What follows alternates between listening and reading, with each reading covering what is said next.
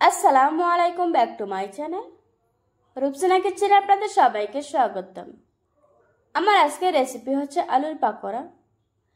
এই নাস্তাটা বড় থেকে ছোট সবাই অনেক বেশি পছন্দ করবে। ঘরে থাকা অল্প কিছু উপকরণ দিয়ে খুব সহজেই বানিয়ে নিতে পারবেন। আশা রাখছি আপনাদের কাছে ভালো লাগবে। চলুন তাহলে দেখে নিই। প্রথমে একটা বাটিতে বড় সাইজের দুটো আলু কুচি করে নিয়েছি, আর আলুগুলিকে খুব ভালোভাবে ধুয়ে পরিষ্কার করে নিয়েছি। এবার আমি দিয়ে দিচ্ছি 1/4 কাপ ময়দা, দিয়ে দিচ্ছি 1/4 কাপ চালের গুঁড়া। আপনারা চাইলে এর পরিবর্তে কর্নফ্লাওয়ার দিতে পারবেন।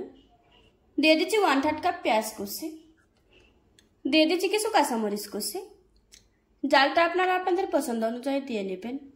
তারপর দিয়ে দিচ্ছি কিছু ধনেপাতা কুচি, দিয়ে দিচ্ছি 1/4 চা চামচ হলুদের গুঁড়া, দিচ্ছি 1/4 চা চামচ মরিচের গুঁড়া, দিয়ে দিচ্ছি 1/4 চা চামচ গোলমরিচের গুঁড়া, দিচ্ছি স্বাদ মতো লবণ।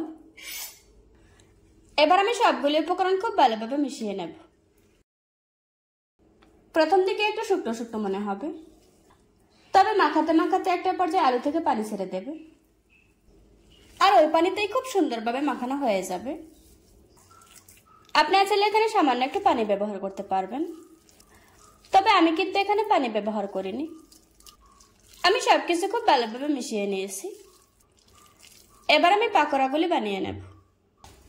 পাকোড়াগুলি বাজানোর চুলায় মিডিয়াম আঁচে তেল গরম করে নিয়েছি। এখন আমি পাকোড়ার মতো করে বানিয়ে গরম তেলের উপর ছেড়ে দিচ্ছি।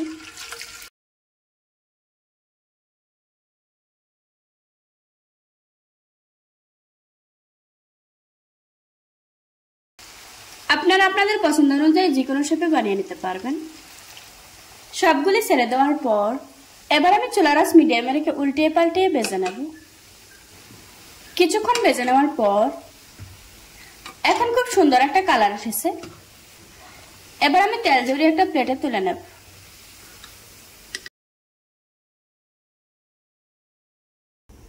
এভাবে করে আজকে আমি সবগুলি পাকোড়া ভেজে নেব। দেখুন বন্ধুরা, আমার পাকোড়াগুলি বানানো হয়ে গিয়েছে। একটা ভেঙে আপনাদের সাথে শেয়ার করছি। আশা করছি আজকের এই সহজ রেসিপিটা আপনাদের কাছে ভালো লাগবে।